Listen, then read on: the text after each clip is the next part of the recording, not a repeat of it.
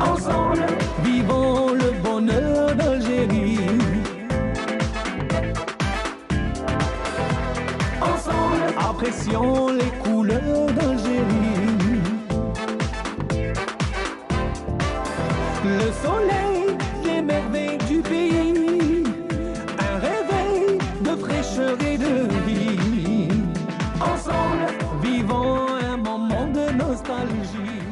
Et ensemble, nous allons passer 1h30 d'émission avec, bien sûr, tous nos invités. Bonjour, mesdames, mesdemoiselles, messieurs. Très heureuse de vous retrouver comme chaque matinée, comme chaque mardi matin, avec donc le rendez-vous avec l'environnement. Dans un moment, nous aurons le plaisir de retrouver Hamid Belkacem et son invité. Nous allons parler donc de la lutte contre la désertification, tout à fait, à travers donc notre pays, plus aussi à travers le monde, avec une experte qui sera parmi nous. Elle est donc chef du bureau de lutte contre la désertification. Elle sera là pour parler justement de ce qui est à faire, ce qu'il faut faire pour lutter contre cette désertification. Ça sera célébré partout donc dans le monde le 17 de ce mois. Et nous allons revenir aussi sur la journée internationale de l'enfant africain. Et oui, c'est célébré chaque année le 16 de ce mois, le 16 juin. Nous aurons à cet effet le représentant de UNICEF Algérie. Il sera parmi nous tout à l'heure pour répondre à certaines questions importantes donc de l'enfant africain, ses droits surtout, et bien entendu comment le protéger. Nous aurons également Jawdet Gessouma dans sa rubrique littérature. Aujourd'hui, il nous parlera d'un ouvrage en particulier. Celui qu'on a pu retenir, c'est l'épopée de l'équipe algérienne. Bien sûr, un ouvrage qui a été consacré sur le parcours aussi de Belmadi. Et bien entendu, on reviendra sur cette belle victoire aussi donc de ce dernier match Algérie-Tunisie. Et avec Jawdet, on parlera aussi d'autres lectures qu'il aura à nous proposer. Nous allons parler aussi de trac et surtout de stress avant l'examen tant attendu, le baccalauréat bien sûr. Beaucoup donc de parents vont stresser, énormément stresser. Ça se passe également aujourd'hui puisqu'aujourd'hui c'est le BEM qui s'apprête donc à passer. Mais on va parler justement de comment gérer son stress entre stress et trac. Tout ceci va être débattu avec une coach qui sera parmi nous pour en parler en détail. Nessiba Jaïdir sera là pour la rubrique Mosaïque. Elle nous proposera également une très belle exposition. Là, le gros plan sur l'atelier de céramique, ça se passe également à l'école donc des Beaux-Arts, l'école supérieure des Beaux-Arts. Et pour inviter, nous aurons le plaisir d'avoir Karim Sergoua sur notre plateau, le célèbre artiste peintre qui n'est pas aussi, il est aussi professeur au niveau donc des Beaux-Arts. On aura donc tout ceci à partir donc d'un moment et on va suivre tout de suite la météo présentée par Amel Laribi.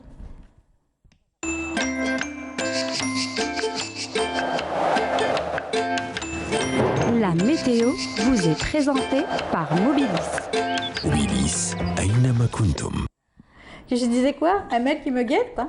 Bonjour Comme Amel. toujours, bonjour Amel. Comment ça va? Ça va, merci. Alors on est en rose toutes les deux. Oui. On a fait exprès. Hein. Pas du tout. Ah.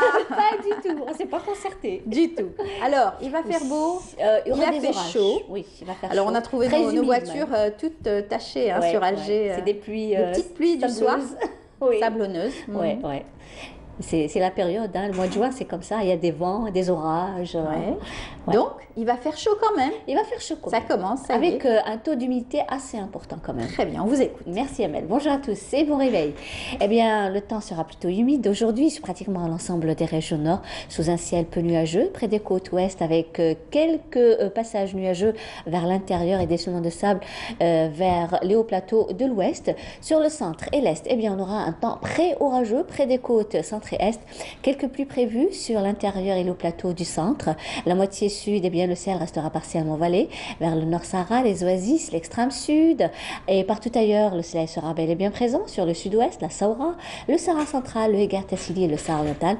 Avec des soulèvements de sable, cette fois-ci, vers le Bécharoua, le nord Sahara, le Sahara central et tout au long des frontières algéro-maliennes. Les températures, l'après-midi, eh bien, elles sont plutôt élevées vers l'intérieur avec un maximum de 38 à El Bayod, 37 vers Tiaret, Tizouzou, 36 degrés Constantine, Batna, 35 à Djelfa, 28 à Alger-Oran, également à Naba, 32 degrés à Tlemcen, au sud 42 degrés à Béchar, 43 à Gardaya, 40 à Biskra, 37 à Manrasset, 39 à Elizi, 46 Insalah, Bourj Bedi Mourtar et le maximum cette fois-ci 47 degrés vers Adrar. Donc le temps sera relativement chaud sur le Sahara central et et l'extrême sud. La marine, la mer aujourd'hui, eh bien, se montrera belle, un peu agitée sur pratiquement l'ensemble des régions côtières avec des vents qui vont souffler entre 10 et 20 km/h sur les côtes ouest, 20 à 40 km/h sur les côtes centre et 20 à 30 km/h sur les côtes est. On va faire un petit voyage cette fois-ci vers la partie nord de l'Afrique où le ciel restera dégagé, ensoleillé, à Tunis, Tripoli, Le Caire, peu nuageux par contre à Niamey, partiellement voilé à Khartoum. Un temps nuageux du côté de Rabat et Laayoune occupé. Le mercure affichera 23 degrés à Rabat, 30 degrés à Laayoune occupé, 28 à Nouakchott, 32 degrés à Tunis, 29 à Tripoli, 34 au Caire, 39 également, 34 au Caire, 39 à Khartoum et le maximum cette fois-ci à Niamey avec 42 degrés. Voilà, je vous retrouve tout à l'heure, juste après le journal télévisé de midi et d'ici là, très très bonne matinée.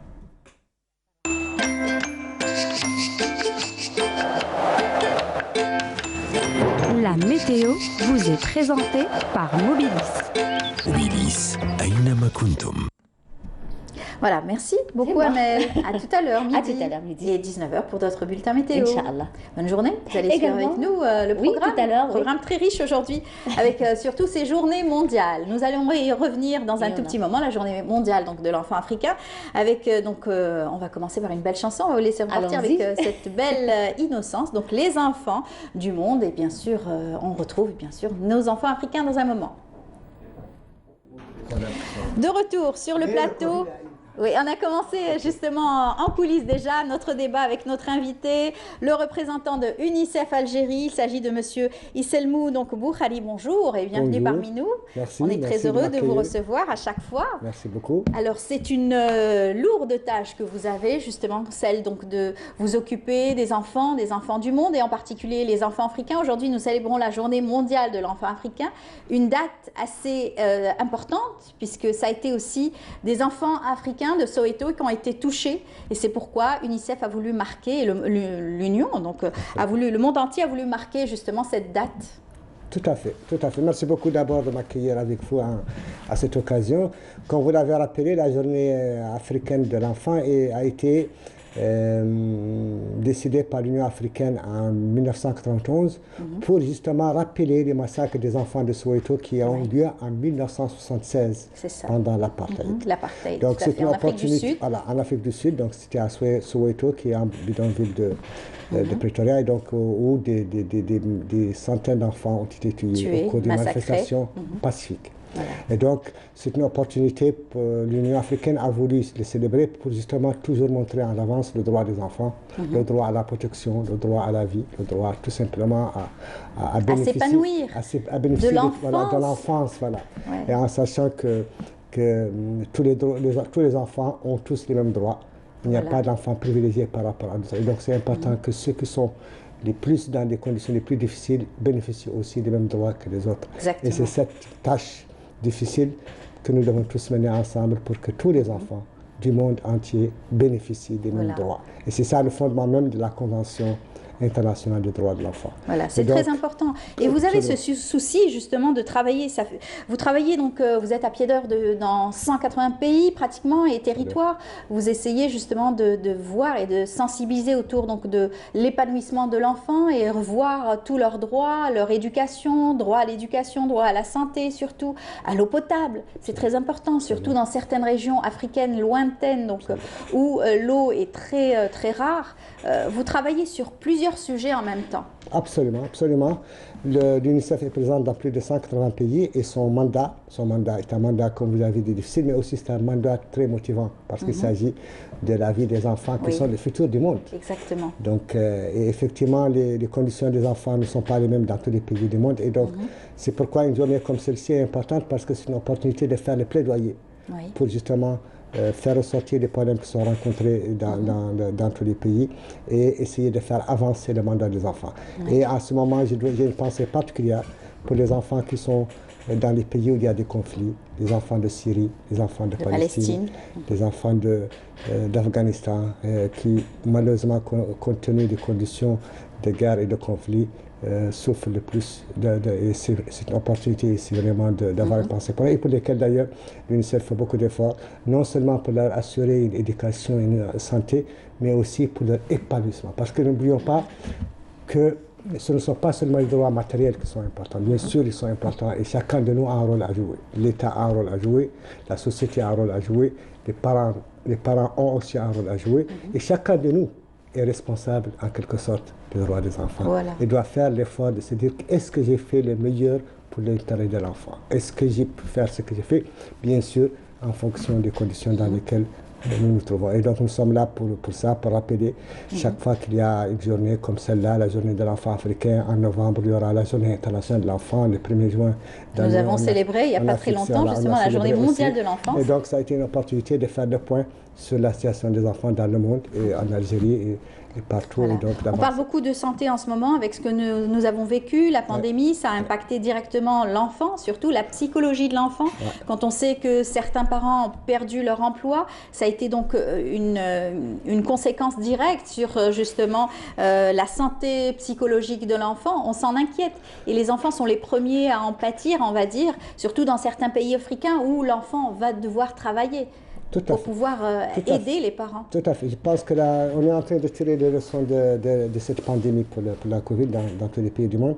L'une des premières conséquences, effectivement, a été donc les conditions socio-économiques des familles qui ont amené donc les enfants à être dans des conditions difficiles. Mais aussi, une autre conséquence qui a été très grave, c'était aussi le problème des écoles, l'apprentissage, parce que les écoles ont été fermées.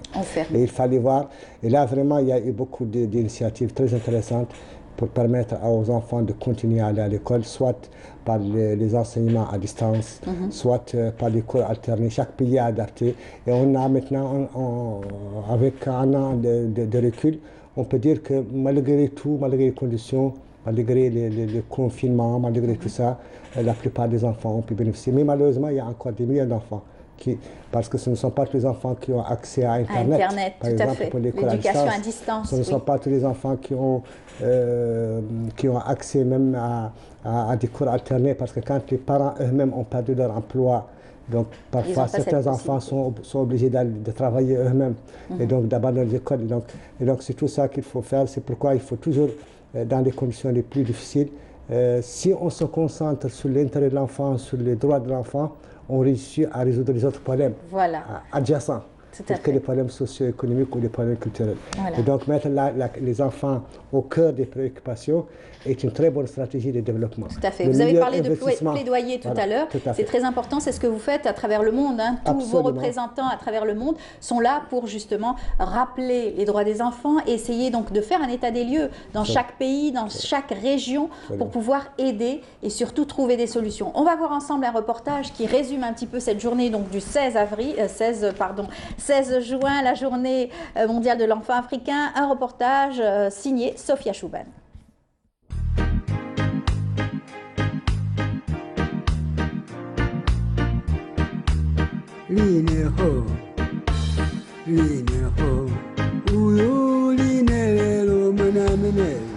Les enfants demeurent encore, hélas, la proie de certains réseaux informels pour l'exploitation inhumaine de la frange juvénile des sociétés africaines.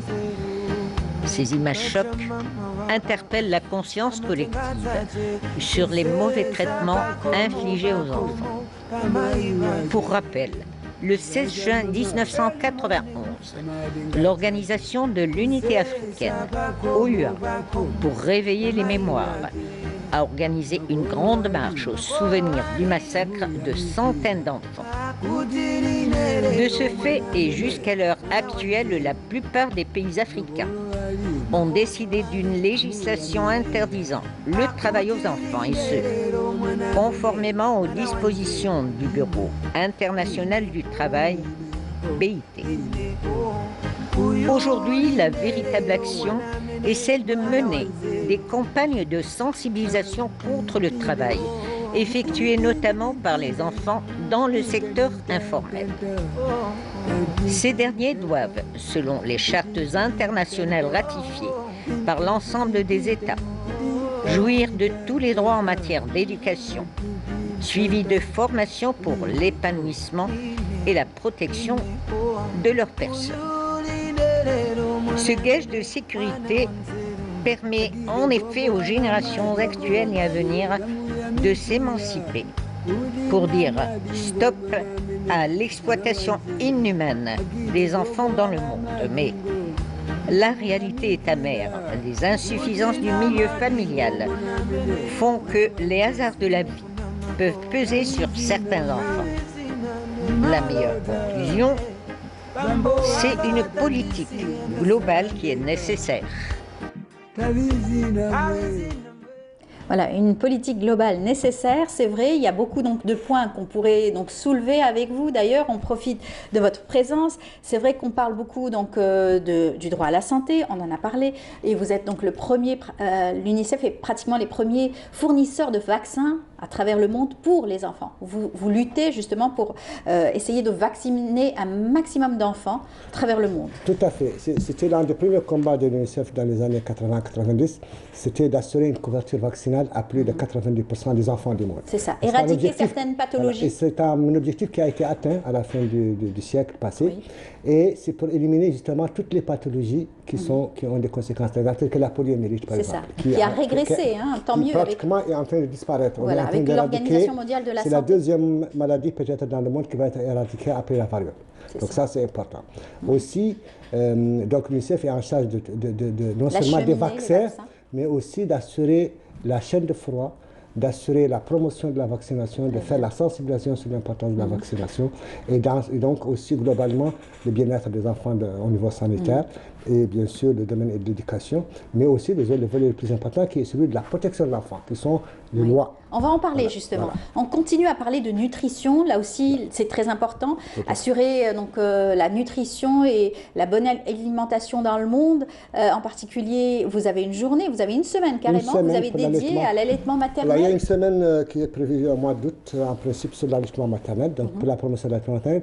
Il est important de noter que l'allaitement maternel précoce et exclusif est extrêmement important pour l'enfant. Oui. C'est-à-dire qu'il faut que l'enfant soit allaité au sein de sa maman et pas au lait artificiel. C'est le meilleur aliment de l'enfant pendant les 6 premiers mois de sa vie, c'est le lait maternel. Et il peut être allaité exclusivement au lait maternel. Et vous luttez contre l'obésité. Absolument. L'autre chose, c'est qu'ici en Algérie, contrairement aux autres pays en Afrique subsaharienne par exemple, où le problème de la nutrition est beaucoup plus un problème de malnutrition et de dénutrition, la dernière enquête mixte a montré ici en Algérie que le problème est beaucoup plus le contraire, c'est le risque d'obésité. Voilà. Un certain pourcentage d'enfants sont obèses et quand les données épidémiologiques montrent que si un enfant est obèse, l'adulte il deviendra encore obèse. Or, on sait les risques de l'obésité sur la santé, les maladies cardiovasculaires, etc. Voilà. Donc là aussi, il faut une promotion d'une alimentation saine, bien sûr, équilibré. Voilà.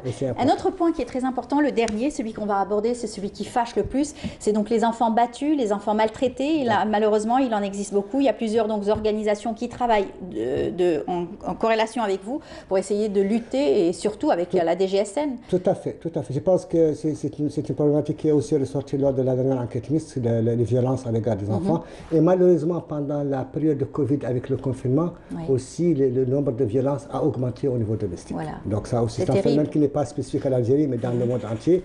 Et il est important donc de noter que c'est quelque chose qui a des conséquences non seulement physiques, mais mentales et morales sur l'enfant. Voilà. Et donc ici en Algérie, il y a quand même tout un arsenal, non seulement l'arsenal légal et législatif, mais il y a aussi ce qu'on appelle la ligne verte, le 1111, qui est disponible, qui marche très bien, pour lesquels on peut faire les appels. Donc je fais ici la promotion du 1111. Si jamais un enfant est violenté, si jamais un enfant a besoin d'assistance, c'est un numéro qui est ouvert 24 heures sur 24 avec le ONPPE qui marche très bien, qui répond aux besoins des enfants, mais surtout sensibiliser les parents sur leur comportement, sur les mesures qu'il faut prendre pour assurer l'épanouissement de l'enfant. Un enfant heureux, un enfant qui sourit, c'est l'avenir de l'humanité, c'est l'avenir du pays. Eh bien, merci beaucoup, Monsieur Isselmou Boukhari. Vous êtes le représentant de l'UNICEF Algérie. On vous dit bon courage pour votre noble mission. Merci. Et puis à très bientôt pour d'autres thématiques. Merci. Voilà, très gentil. On continue, restez avec nous. Voilà. On va suivre cette fois-ci une autre question qui intéresse donc les personnes qui travaillent pour l'environnement cette fois-ci et le monde entier, puisque notre planète est en danger, donc il faut absolument la préserver. Et donc je vous invite à suivre cette interview de ce spécialiste Hubert Reeves qui travaille sur la 6e extinction. C'est bien sûr la sonnette d'alarme. On tire la sonnette d'alarme.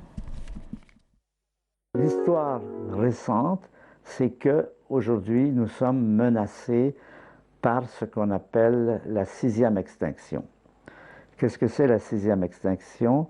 C'est quelque chose qui s'inscrit dans l'histoire de l'humanité à partir de la naissance d'Homo sapiens, qui vit dans un milieu où il est très en danger, grande insécurité, parce que, contrairement aux oiseaux qui peuvent voler, aux tigres qui ont des grandes dents, aux serpents qui peuvent piquer, nos ancêtres d'il y a 3 millions d'années sont très mal nantis pour vivre dans un endroit où se pose la question fondamentale de toute civilisation, de tout être vivant, manger et ne pas être mangé. Et si nous avons passé cette période critique, c'est grâce au fait que même si nous n'avons pas, encore une fois, des armes naturelles comme tous ces animaux, nous avons l'intelligence. Et l'intelligence nous a permis de nous armer essentiellement, c'est-à-dire de faire des arcs, des flèches, des fusils, des canons, des armes atomiques, et un jour de se trouver, ça se passe au XXe siècle, dans une situation où ces armes, qui au départ sont là pour nous défendre, deviennent des menaces, c'est-à-dire 2 menaces principales qui pourraient éliminer l'espèce humaine. Ce sont les arsenaux nucléaires, et on sait qu'on est passé tout près pendant la guerre froide. On a passé la guerre froide, mais la menace reste toujours. La deuxième possibilité de nous détruire, c'est la 6e extinction, c'est-à-dire de nous éliminer par notre propre comportement qui ravage la planète, qui pourrait la rendre invivable et qui également nous menace. Alors, ce qu'on peut dire, c'est que cette menace dans laquelle nous sommes, il y a de bonnes raisons de penser que nous ne sommes pas les seuls. C'est-à-dire, là, on va faire un peu d'imagination, de fantaisie, d'hypothèse. On va faire l'hypothèse suivante. Nous savons qu'il y a beaucoup de systèmes solaires. Nous les avons détectés au début, il y a pas plus d'une 50aine d'années. Nous savons que un nombre considérable d'étoiles dans le ciel possèdent des planètes. Le nombre de planètes dans l'univers est probablement de l'ordre de 1 avec 22 zéros. Et ce qu'on ne sait pas, ce qu'on saura bientôt, je pense, c'est qu'un certain nombre de ces systèmes solaires sont habités. Ils ne sont pas seulement habitables, ils sont habités.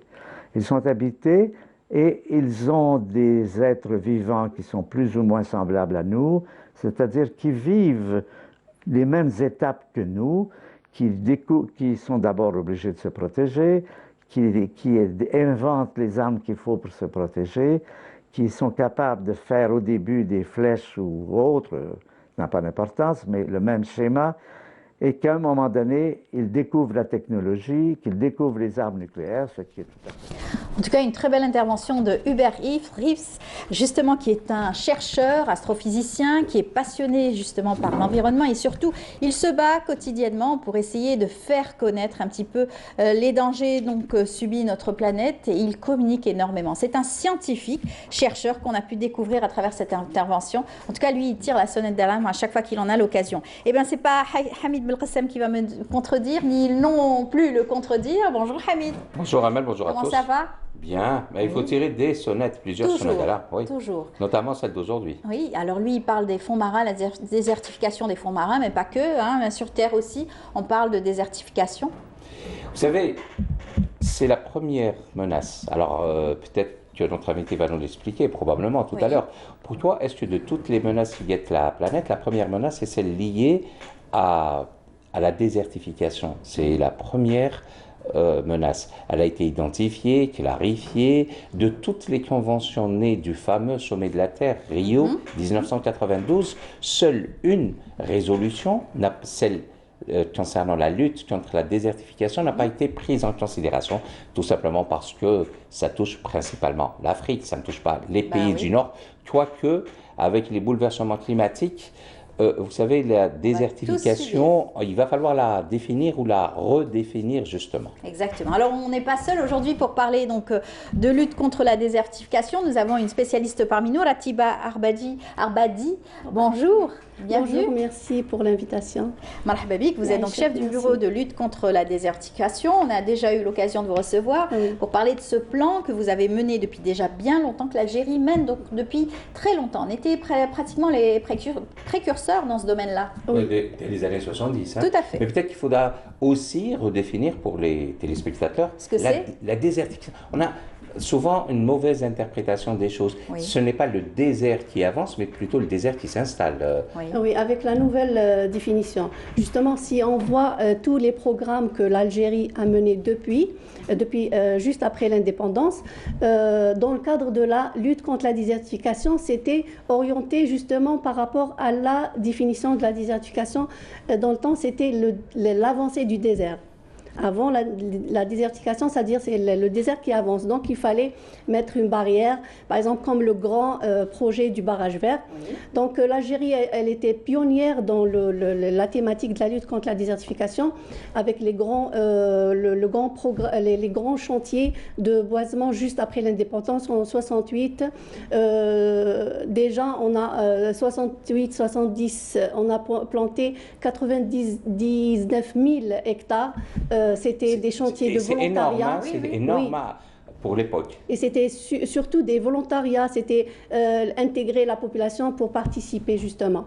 Après, il y a eu le grand projet du barrage vert. C'était installer une barrière pour arrêter l'avancée du désert. Justement, avec l'armée nationale. C'était l'un des premiers projets, grand projet de lutte contre la désertification à l'échelle planétaire. Planétaire, justement. Jusque des années, il y a eu beaucoup de pays qui ont emprunté l'idée. Par exemple, la Chine, les pays africains pour la Grande Muraille Verte, etc. C'était l'idée du barrage vert.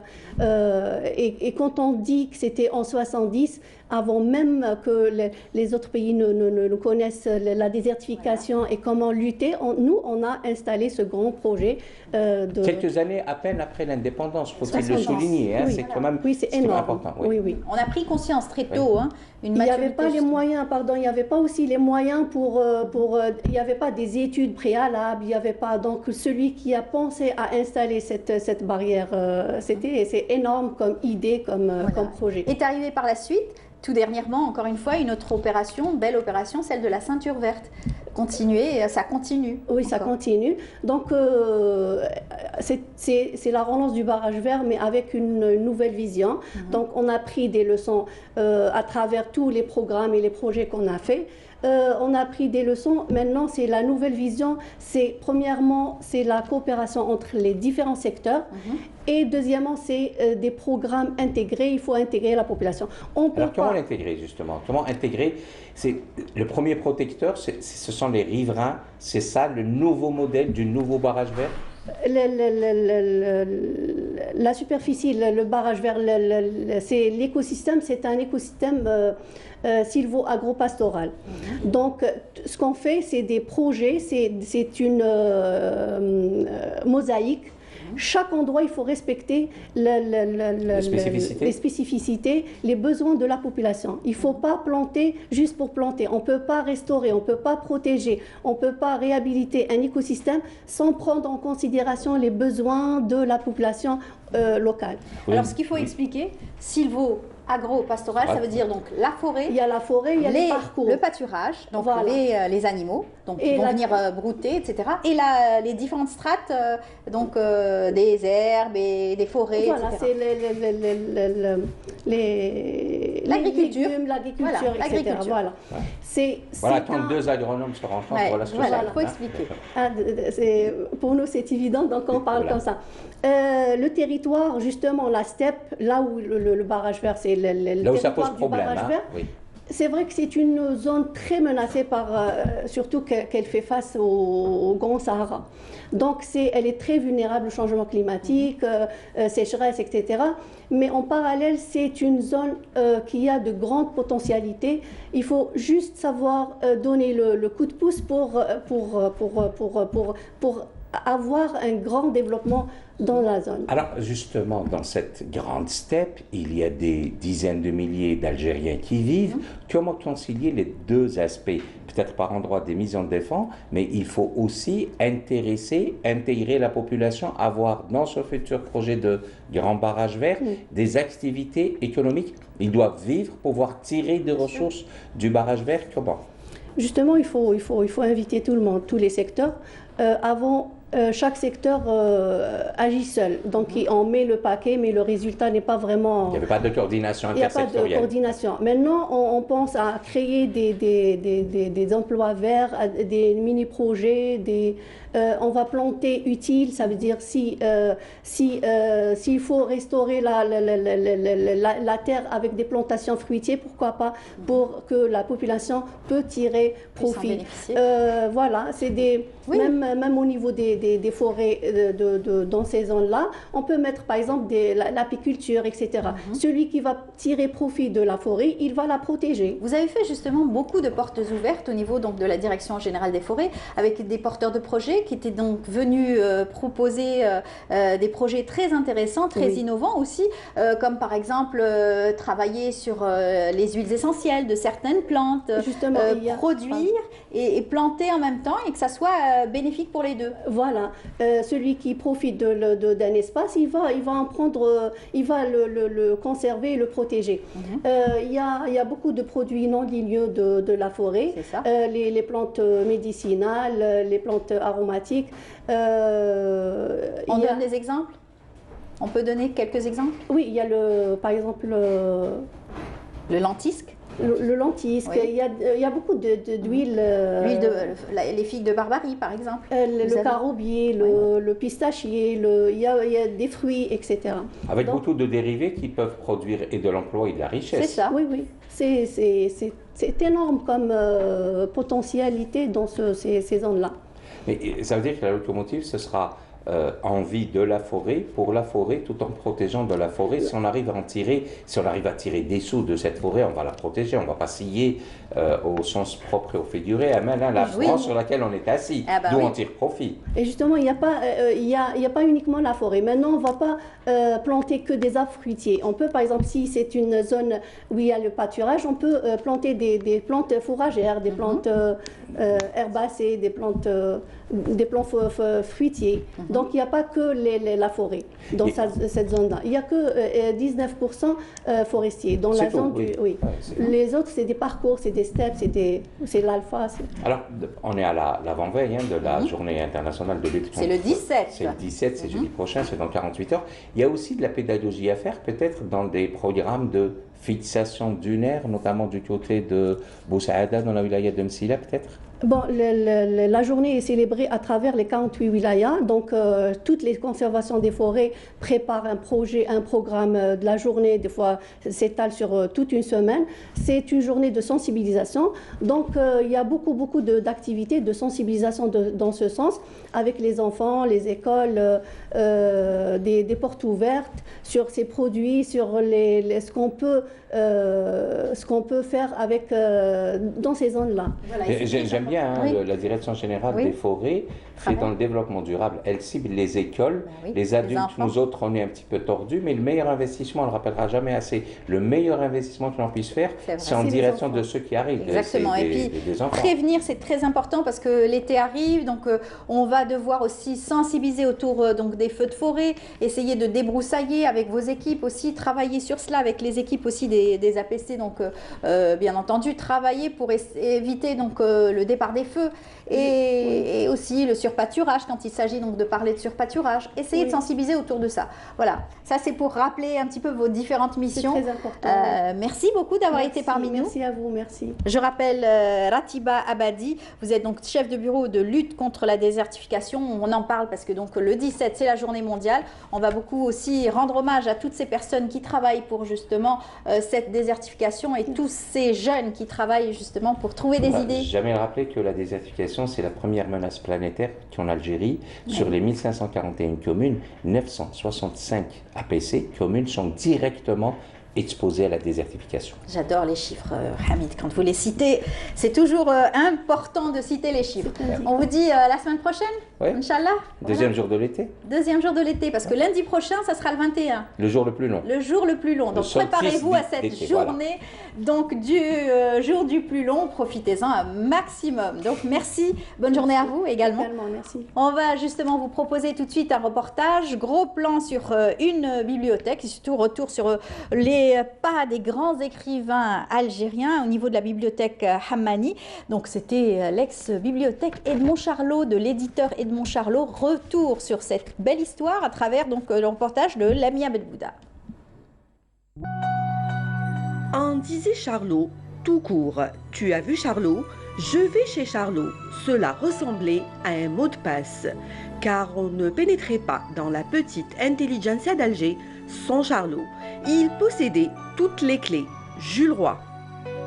Edmond Charlot, libraire, éditeur, galeriste, a joué un rôle très important dans la carrière de grands écrivains. On citera notamment Albert Camus, Jean Sénac, Jules Roy, Emmanuel Robles, André Gide et Max Paul Fouché. 1934, il est élève au lycée d'Alger. Il fait la connaissance d'Albert Camus, leur professeur de philosophie et écrivain Jean Grenier les encouragea, l'un dans l'édition et l'autre dans l'écriture. 2 ans plus tard, il ouvrira une librairie-galerie à l'enseigne Les Vraies Richesses en hommage à Giono. Un petit espace qui deviendra vite le lieu attitré où se côtoient des écrivains. Camus publiera 3 titres aux éditions Charlot. L'envers et l'endroit en 1937, Nos en 1939, Le Minotaure ou la Halte d'Oran en 1950. C'est dans ce lieu que Sénac rencontre Charlot en 1944 et depuis, il collabore pour exposer de nombreux artistes peintres dans la célèbre Baïa. Jules Roy publia en 1942 3 prières pour des pilotes. Emmanuel Robles publia aux éditions Charlot en 1942 Travail d'homme. Le moins que l'on puisse dire sur Edmond Charlot, c'est qu'il a été un grand fédérateur d'énergie et de talent, un homme qui attirait les livres. Aujourd'hui, cette bibliothèque perpétue la tradition et compte 500 adhérents.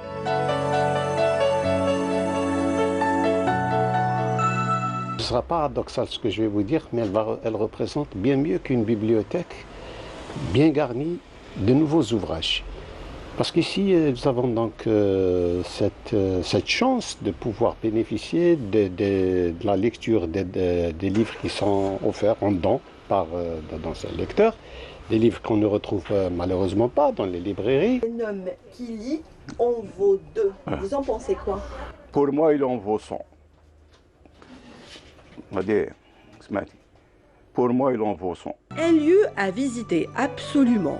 Partez sur les pas de grands écrivains dans ce lieu qui a vu éclore leur génie.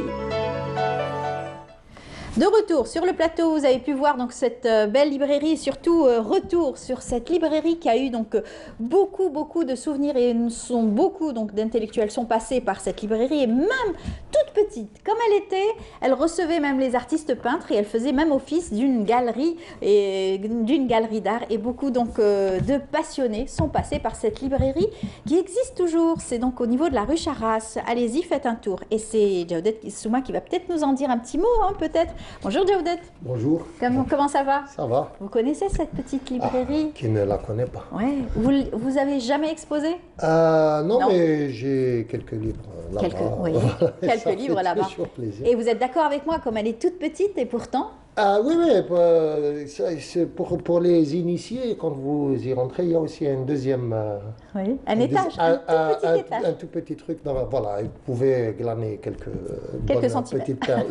Quelques belles perles d'ouvrage, tout à fait. Voilà. Alors, vous êtes en forme aujourd'hui pour votre rubrique? Oui, j'ai une forme quasiment sportive. Ouais, bah oui. Si on peut faciliter la transition. Ouais. J'ai une énergie toute africaine. Et pourquoi? Pourquoi? Parce que je suis content qu'il y ait un livre qui est sorti. Enfin, il n'est pas encore sorti, à vrai dire. Il est paru le 5 mai dernier. Et il sera bien sûr en sortie en nationale française, c'est en France qu'il est paru, aux éditions XUV. C'est un livre sur notre héros national, notre chevalier du désert, comme on dit, c'est le Belmadi. Donc c'est écrit par Nassim Talbi, qui est journaliste algérien, qui travaille sur Bein Sport. Et donc, il a consacré ce livre au sélectionneur national, Belmadi. Et donc là, on le voit à l'écran. Il est vraiment d'actualité. Et c'est quasiment avant l'actualité, puisqu'il va sortir officiellement le 26 mai. Donc, il est paru le 5 mai 2021 et là, il va sortir et il est déjà épuisé dans toutes les grandes structures. Il y a eu apparemment des précommandes. Donc, le livre est déjà épuisé. C'est un succès phénoménal. Donc, là, on voit le journaliste Nassim Talbi qui a juste parlé de l'épopée des Verts pour la Coupe d'Afrique. Donc, tout le cheminement qui a mené vers cette Coupe d'Afrique. Là, on l'avait bien vécu à Canal Algérie. Et effectivement, là, on revient aussi sur le vécu, avec surtout la dernière expérience avec la Algérie-Tunisie. Donc là, on revient encore sur cette émulation, cette grande aventure cet exploit, parce que sportive. Vraiment, on rentre dans l'histoire aujourd'hui. Et puis là, victoire. on est quasiment invaincu, donc c'est un record battu, et ce qui va nous valoir, je pense, un classement un peu plus sérieux. Oui. On court vers une deuxième Coupe d'Afrique et pourquoi pas être bien vers une Coupe de Voilà, on va rêver de la Lune. En attendant, on tombera un minimum sur les étoiles, comme on dit. Voilà. Alors, ça a été votre coup de cœur, surtout? Voilà, oui, c'est un coup de cœur et c'est aussi d'actualité. Voilà, ça concerne tout le monde et tout. Donc, on va revenir maintenant sur un peu plus d'intimité avec un premier livre. Donc, un premier livre, c'est toujours émouvant. Là, on le voit, c'est Derrière les larmes de ma grand-mère de Farrouja Ousmer. Et préfacé, s'il vous plaît, par Daho Djerbel, grand historien algérien. Donc, la revue Naqd. Voilà, donc Naqd, donc ce livre est paru, ça s'appelle Derrière les larmes de ma grand-mère, aux éditions Coucou.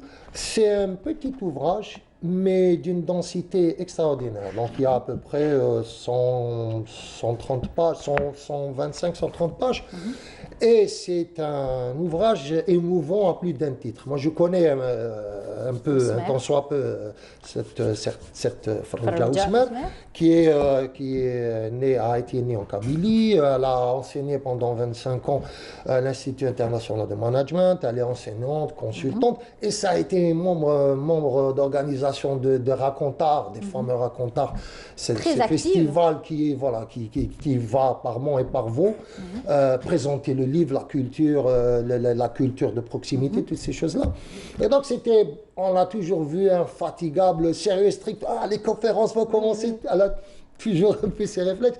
Et donc, nous, en tant qu'un peu rebelles, ça nous faisait rire. Mais là, c'est une dame très active et tout. Et elle a passé 8 années à construire vraiment ce livre et à se poser des questions.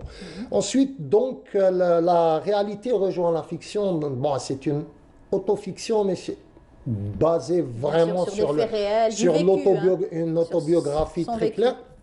Et là, donc, on a cette histoire de parcours de Farrouja Ousmer qui va parler d'elle, qui va parler à la troisième personne. Elle a tellement de pudeur qu'elle va parler à la troisième personne, d'une fille, d'une jeune femme qui va évoluer dans sa vie, qui va réussir malgré les freins de la coutume, la tradition, toutes ces choses-là. Ses frères aussi. Ses frères, la famille, la pression. Et puis aussi, elle va mettre des choses de l'histoire, parce que dans sa famille, il y a le fameux Ousmer qui était dans son oncle, je pense, qui était dans une très célèbre opération militaire, puisque lui, il était commissaire de police dans une structure coloniale, mais il a fait beaucoup pour la lutte de libération nationale. Donc c'est un personnage qui est très connu. Et donc vraiment beaucoup de choses à découvrir dans ce livre, Derrière les larmes de ma grand-mère, sachant que c'est un premier livre et que vraiment elle a eu beaucoup de courage de sauter ce pas-là. C'est une Alors que d'habitude, elle est dans l'organisation. Voilà, elle est derrière, elle est un peu dans un cadre protégé. Et là, elle s'est livrée vraiment à son...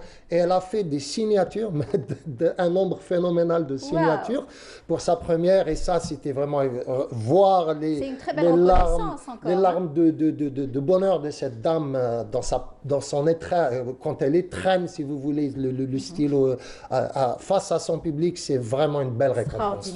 Donc à lire à tout prix, les parcours aux éditions Coucou, c'est derrière les larmes de disponible.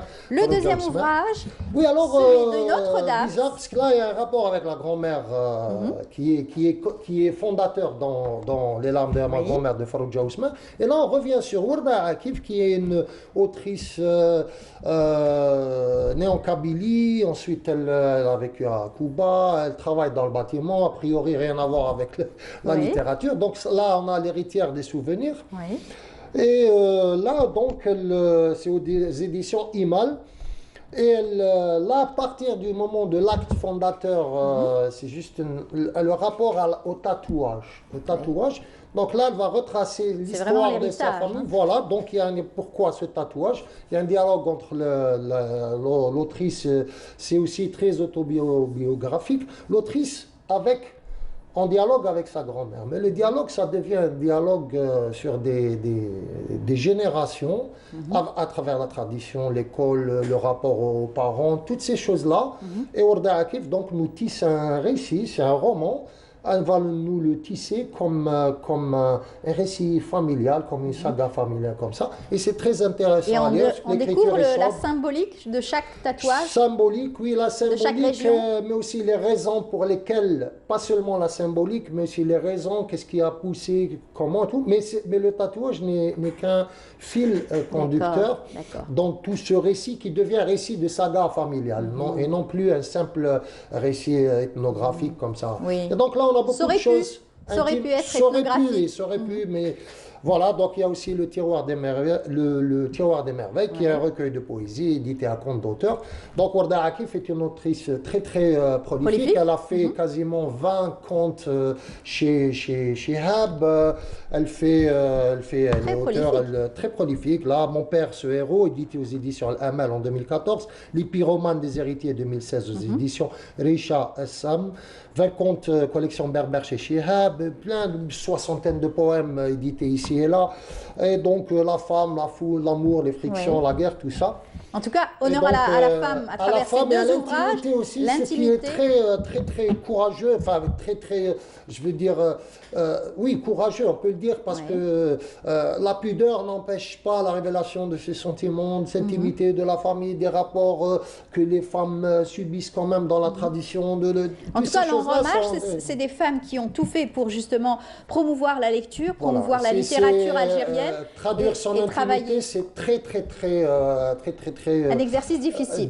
Un exercice difficile. On revient à l'actualité. Vous vouliez en parler? Avec quelques photos. Images, 2-3 images du jour. On le reconnaîtra en principe. On en a parlé au début. On en a parlé au début, voilà. Oui. Donc on va le reconnaître. Jamel Belmadi. C'est Jamel, sa célèbre, son célèbre visage. Ça. Donc là, il est en visite à l'hôpital de Blida. Je crois que ça date pas plus loin qu'hier. Oui. Et donc là, il est en visite pour les enfants malades. Et c'était notre image du jour. Voilà. Malgré la fatigue, le stress, il continue ses opérations. Donc avec les enfants malades, visite. Il a fait des dons aussi. Ça, on l'a pas dit, on le dira jamais assez. Donc la contribution du sportif citoyen, voilà, apporter le sourire, une image, apporter le sourire à ses enfants. C'est un héros, donc voilà, donc je pense que ces enfants seront heureux d'air, quasiment tout le peuple, hommes et femmes, lui rendre hommage, vieux et jeunes, rendre hommage, et voilà, nous tenions quand même à le remercier pour ce qu'il a fait. Voilà, c'est un leader, et c'est très bien d'avoir des leaders comme ça, charismatiques, qui favorisent le succès, parce que le succès, voilà, c'est... Et on est derrière les Verts. Et on est derrière les Verts. Quoi qu'il en soit. On est avec eux. Dans le monde global. Voilà, et on continuera à se régaler, bien sûr, de leurs prestations sur un terrain. Merci beaucoup, Djaoudet, pour ces belles présentations. Merci. Bonne lecture à tous ceux qui suivent la rubrique donc littéraire de Djaoudet Gessouma chaque mardi matin. On le laisse repartir. On se retrouvera bien sûr dès mardi prochain, Inch'Allah. Bien sûr. Et on continue pour retrouver donc l'autre rubrique, celle donc de Nassiba Djaïdir, la rubrique Mosaïque tout de suite.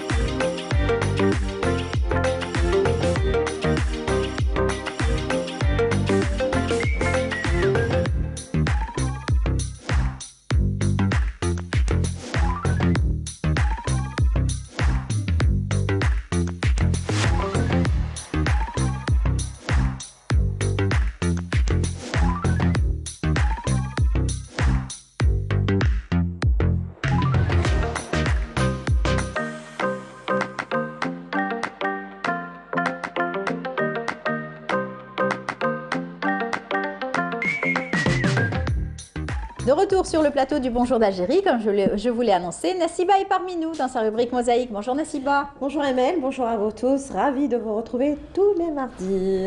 Tous les mardis, en bonne compagnie, avec nos artistes algériens, avec donc, lesquels on va dans la continuité. C'est ça. S'est intéressé ces dernières semaines à l'École des Beaux-Arts, ces 2 dernières semaines. La semaine dernière, on fait un gros plan sur l'atelier de sculpture. On a reçu de jeunes étudiants. Et cette fois-ci, c'est le professeur qui vient. Eh ben oui. Voilà, on a fait un gros plan sur l'atelier de céramique. Et donc, ce matin avec nous, Kaïm Sergoua, bonjour. Bonjour. Merci bienvenue. d'être des nôtres ce matin. Quel plaisir de vous recevoir. Ça fait quand même un temps. Ravi, et ça fait toujours plaisir de revenir sur ce plateau-là. Merci. Essentiellement ce plateau de Bonjour. Merci. Tout le plaisir est pour nous ce matin. Kaïm Sergoua, donc il n'est plus à présenter, vous êtes artiste plasticien, professeur à l'École supérieure des Beaux-Arts d'Alger et chargé aussi de l'animation. Et là, comme je le disais il y a un instant, donc on s'est baladé un petit peu dans les ateliers, sculpture, céramique. En ce moment, ça bouge et puis les étudiants sont aussi en plein examen. Hein. Oui, c'est la période des examens, donc ça bouge un peu, ça stresse, ça bouge et ça travaille. Et ça travaille. Il y a de la bonne production. Absolument, ils sont en plein, certains planchent sur leur projet de fin d'études, que ce soit en master ou au système LMD, parce qu'il y a un nouveau système maintenant. Hein. En fait, on est en plein. Il y a trois formes en fait. Il y a le classique, on est en train de terminer avec le classique, donc il y a des 4e, 5e années. Il y a les masters, c'est nouveau aussi, ça c'est très intéressant. Et il y a le système LMD, il y a les gens qui sont en LMD. Donc il y a les 3 qui s'emboîtent et chacun a son programme et tout. Donc, et ça se passe très bien. Non, ça se passe très bien. Il y a des petits soucis, comme partout, il y a des petits soucis matériels, d'emploi du temps et tout, d'hébergement et tout, mais ça se passe bien. On parlait de la transition entre les générations surtout. Non, ça se passe bien. Ça se passe bien. On essaie de mettre à disposition du matériel à tous les étudiants, on essaie de les écouter, on essaie d'être là et répondre à leurs besoins. Et voilà, donc l'école, c'est eux, c'est les étudiants, c'est ni les enseignants, ni l'administration, ni les travailleurs. C'est une école pour des étudiants, donc on doit tout mettre au service des étudiants. Par laquelle vous êtes passé aussi, vous avez fait vos classes dans cette école. Hein. La plupart des professeurs, finalement, ont fait leurs classes dans cette école. Pratiquement, disons, 80% de la composante des enseignants a déjà subi la formation à l'école, soit la formation supérieure, soit l'école nationale et l'école supérieure, c'est-à-dire les deux. Et tout le staff pratiquement est issu de cette école, tout le staff de l'école. Même pour la nouvelle direction Même pour la nouvelle direction, M. Larocque Jamel Larocque, qui est artiste plasticien aussi. Voilà, il a fait l'école des Beaux-Arts de Constantine, ensuite il a fait l'école des Beaux-Arts d'Alger, son magistère, et là il est doctorant, il est notre directeur, notre nouveau directeur. D'ailleurs, conseil ce matin, s'il nous regarde, il y a une nouvelle vision, il y a un souffle nouveau, un vent nouveau.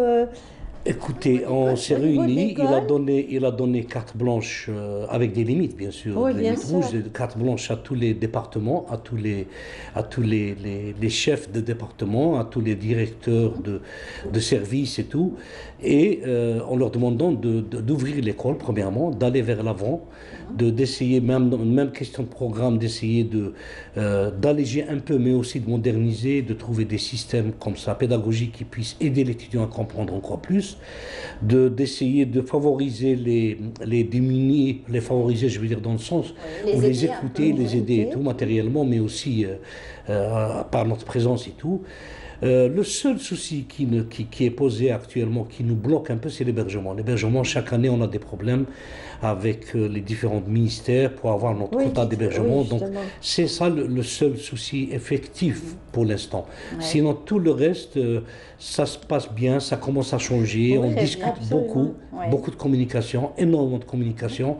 Et aussi, les étudiants sont là aussi avec des programmes. Ils semblent très motivés aussi. Oui, on va les voir tout de suite. On va les voir tout de suite. Vous parlez beaucoup donc d'étudiants. On va les suivre à travers cet atelier de céramique qu'a pu nous rapporter Nassiba Djaïdir tout de suite. Et dire que tout commence à partir d'une boule d'argile. L'argile, une matière qui n'a plus de secret pour ses étudiants. Une matière qu'ils façonnent pour obtenir la forme voulue. Un atelier animé par des professeurs qui ont fait leur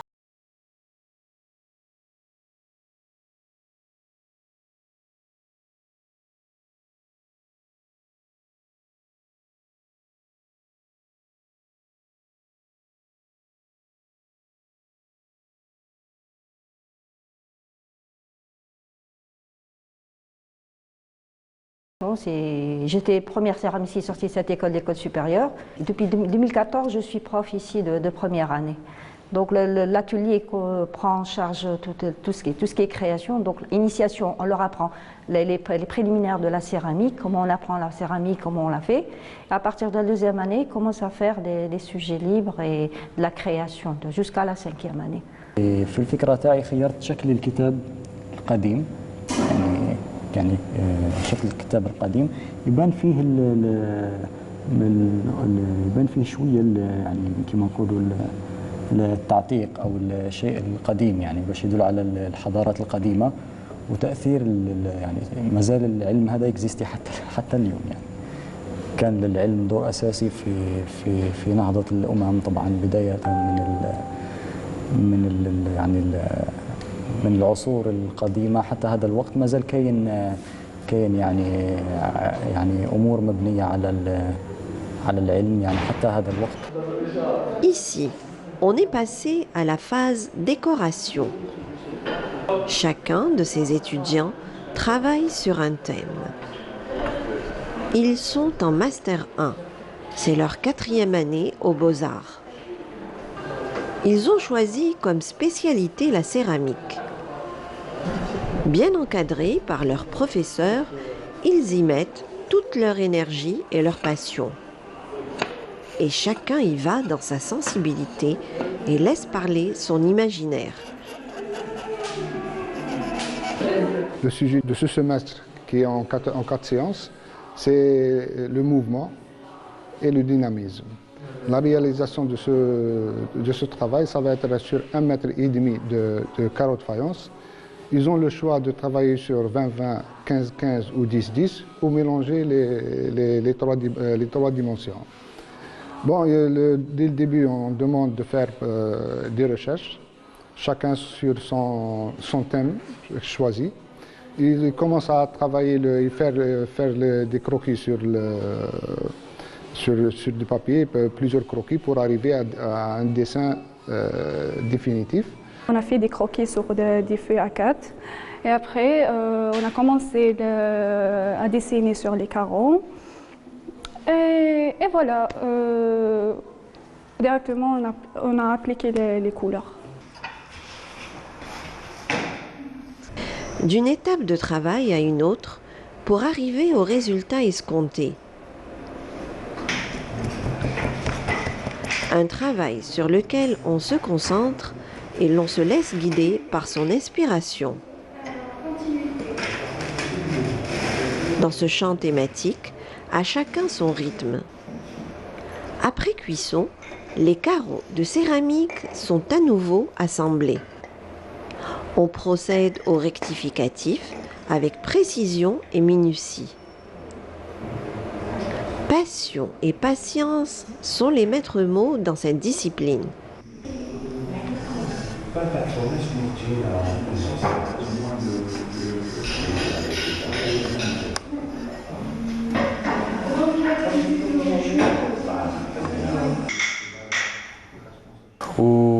والسوجي اللي خيرته كان موفمون والبالي رقصة البالي. مع الاول نديرو حنا درنا لا روشاج كولار نخيرو السوجي نديرو لا روشاج كولار تاعنا ونديرو قداه نروشارج عدد كبير من لي روشاج حتى نخرجوا بالريزلت اللي حنا باغيينها نتاع الالوان واللي رانا حنا نستعملوهم. Après une matinée assez chargée, un temps de pause bien mérité. Dans le jardin de l'école, on échange des idées. Des idées et des expériences dans ce lieu de formation et d'expérimentation artistique.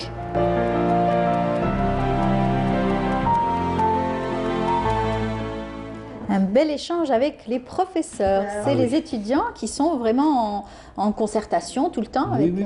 J'avais dit tout à l'heure, on communique beaucoup, on parle beaucoup. Et le secret de cette spécialité, justement, c'est d'en parler, c'est de discuter, de parler des techniques, d'essayer d'avoir l'expérience qu'a eu l'autre et tout. Ce qui est intéressant dans l'atelier de céramique, c'est qu'il y a 3 générations d'enseignants. Il y a M. Kichou, qui était l'aîné là-bas, qui lui a formé Khaled Saadi, qui lui a formé par la suite Rediza et tout. Oui. Donc il y a une filiation comme ça, familiale pratiquement, pédagogique qui se passe. Et l'atelier est un atelier, je réponds à ce qu'on avait dit tout à l'heure, très sérieux. C'est-à-dire que tout doit être mis à sa place, posé à sa place. On n'entend pas une mouche voler. Ouais, non, il y a de la musique. Oui, bien sûr. Il y a un petit mais fond par exemple, là, musical. les courants d'air, c'est interdit pour les émaux, pour les oxydes.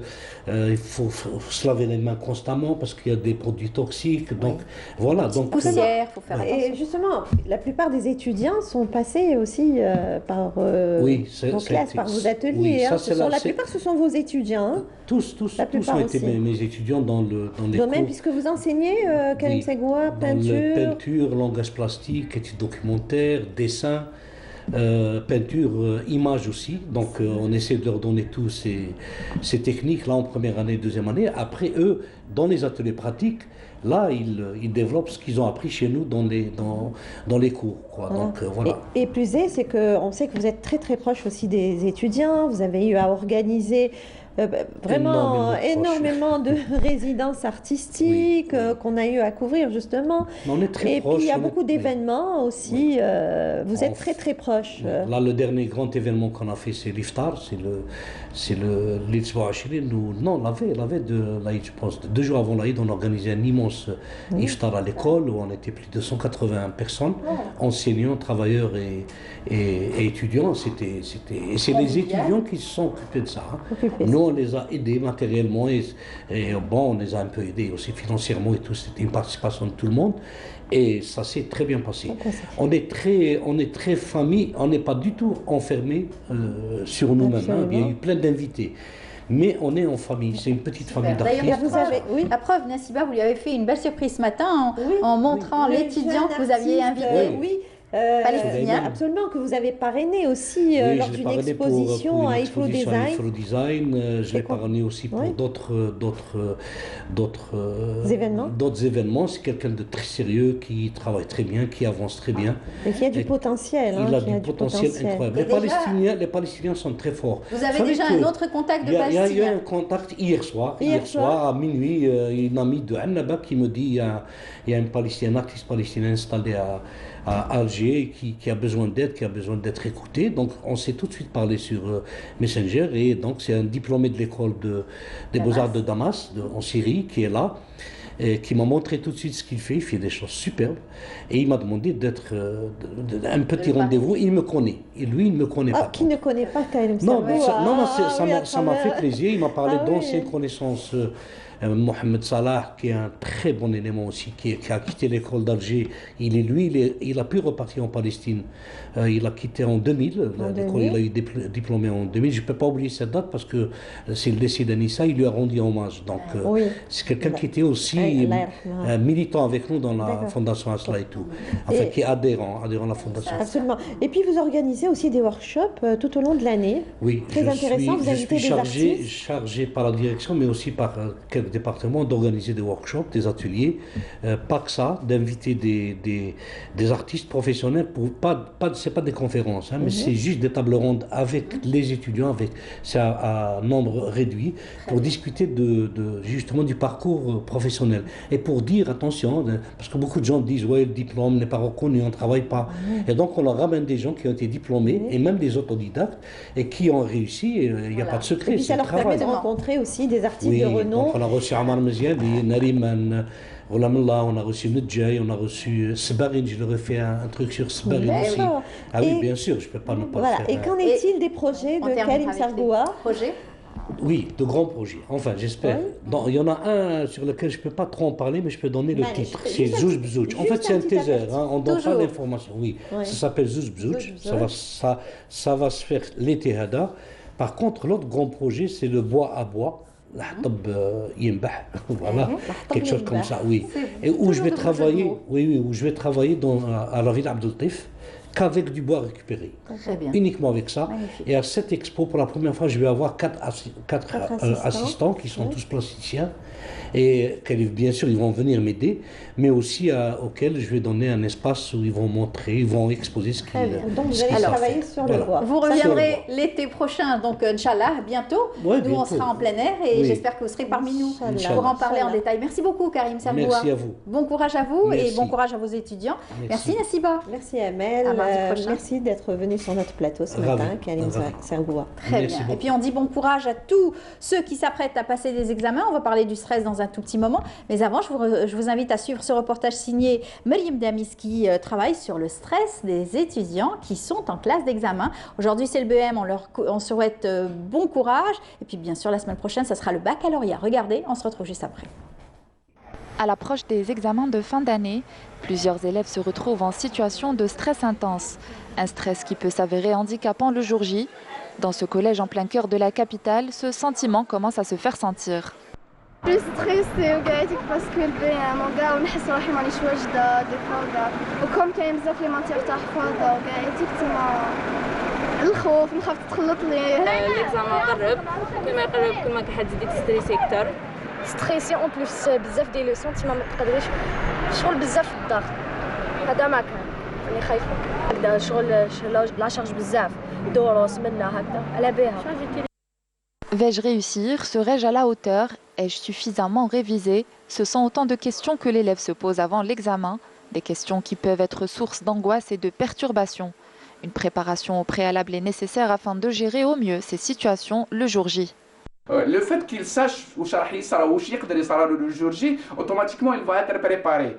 Et préparer à ce genre de trucs. Et en plus, on va l'aider à faire ce genre d'exercices, par exemple la respiration abdominale, une petite relaxation, le fait qu'il sort pour 1 minute ou 2 minutes dehors, il respire un petit peu, il boit un verre d'eau, et puis voilà, on va dire de reprenez, il dégage les monologues. Pour se débarrasser de ses pensées, le rôle des parents est primordial en cette période. Un accompagnement est nécessaire de leur part afin d'éviter les mauvaises surprises le jour de l'examen. Il ne faut jamais faire de reproches le jour parce qu'il y a des parents qui pensent qu'ils ندير هكذا لوليدي راح يدير قلبه راح يدير لا كونترير راح تزيد لو طو تاع الستريس هذاك تزيد تطلعيه اكثر واكثر. هنا لي بارون واش لو رول تاعهم سي دو راسيري l'enfant تاعهم هذاك et en le rassurant automatiquement راح يكون عنده une confiance en soi راح تخليه يروح للexamen avec une certaine quiétude, avec une certaine tranquillité, avec une certaine paix à l'intérieur de lui. En plus de l'accompagnement psychologique, avoir une bonne hygiène de vie est essentiel. Bien manger, dormir suffisamment et s'accorder des pauses de temps en temps sont autant de facteurs qui facilitent la concentration et la mémorisation et qui mettront par là même l'élève dans les meilleures conditions pour aborder son examen.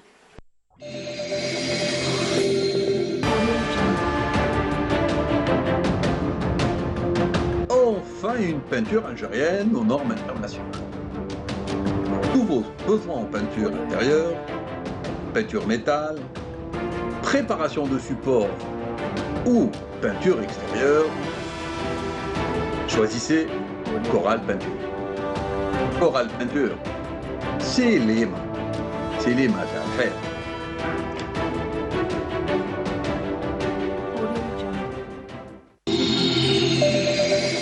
On t'entend très bien.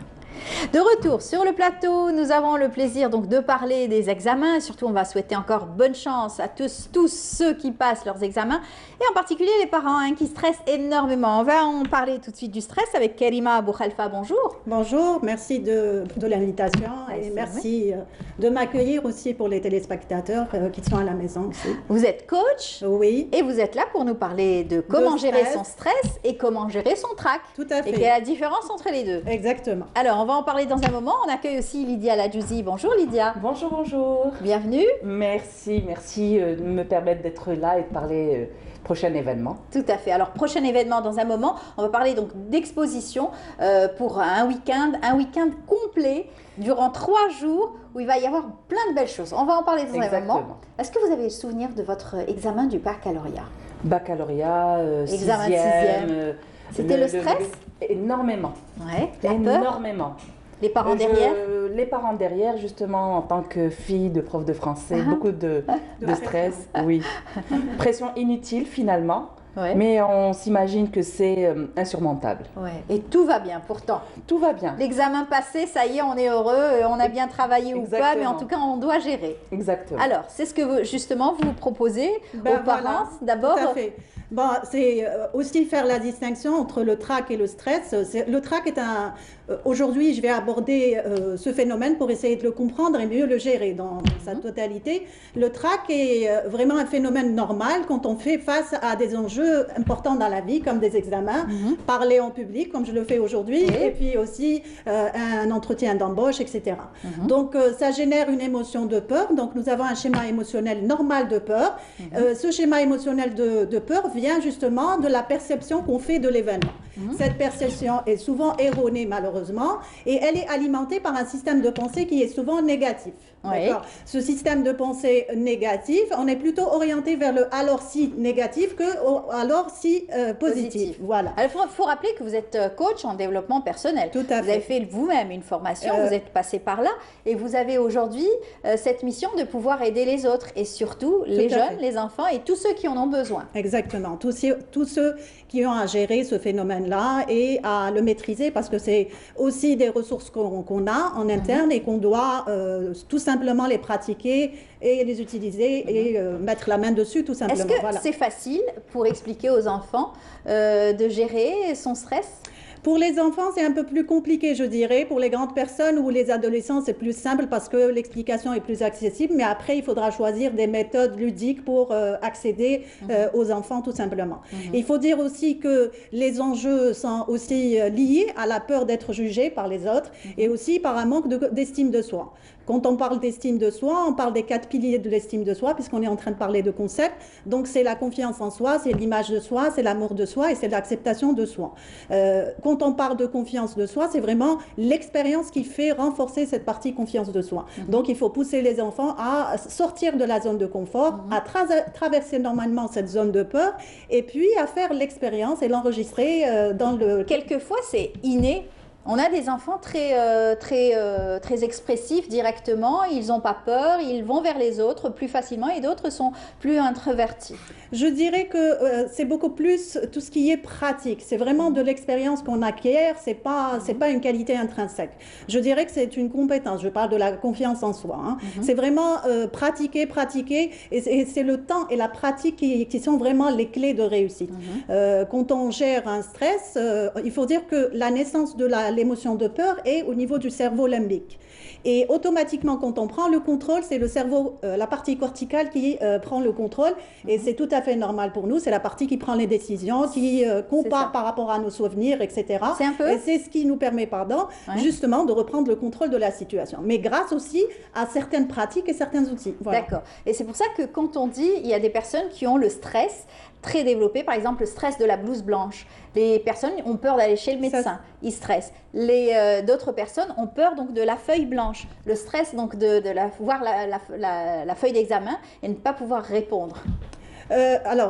J'ai oublié de parler de la distinction entre le stress et le trac. J'ai dit que le trac, il est ponctuel, c'est un phénomène normal. C'est motivateur, le trac. Oui, tout ça. C'est plutôt prendre le côté positif de la chose. Hein. Ça devient un stress positif.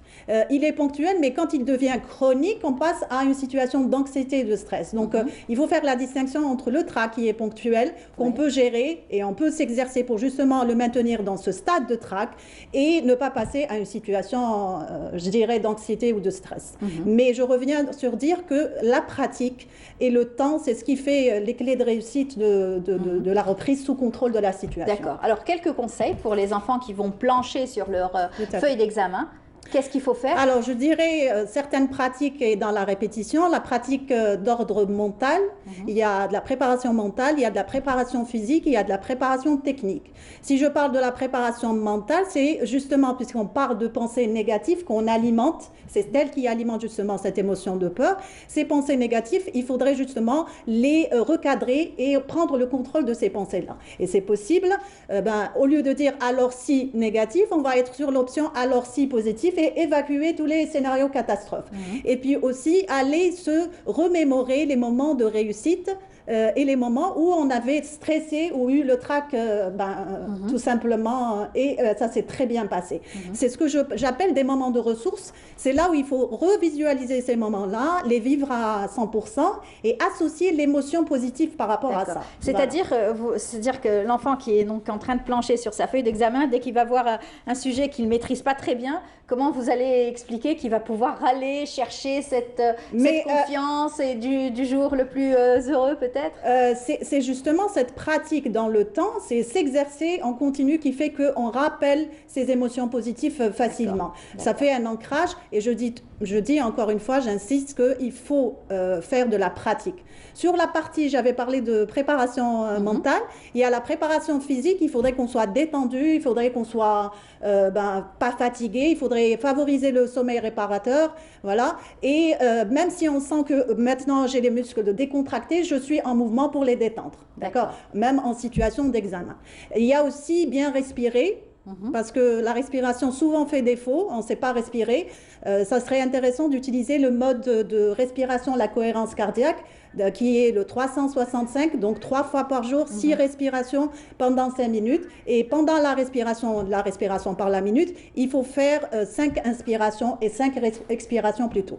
Et c'est ce qui favorise, justement par la cohérence cardiaque, déjà réguler le rythme cardiaque et réguler surtout nos émotions, parce que déjà le rythme cardiaque va être régulé par rapport à une activité électromagnétique, mais il y aura une activité biochimique, donc une sécrétion d'hormones positives qui viendront contrecarrer l'hormone du stress qui est la cortisol. Voilà. On en apprend grâce à vous ce matin. La troisième, je vais citer la dernière, c'est la préparation technique de vos examens. Donc il faut réviser de manière intelligente, donc s'intéresser au concept, de ce qui est ancré comme concept.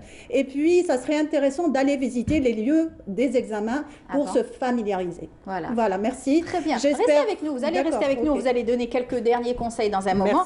En tout cas, pour tous ceux qui s'apprêtent à aller passer leur examen, on leur dit bonne chance. Et pour ceux qui ont la chance de passer à la télé, comme Lydia l'a dit ce matin pour annoncer un bel événement, ça sera donc le week-end prochain, enfin dans le 24, le 25 et le 26. On a préféré laisser passer la période des examens, comme ça tout le monde va pouvoir profiter. Donc c'est pas ce jeudi, c'est le dernier week-end du mois de juin.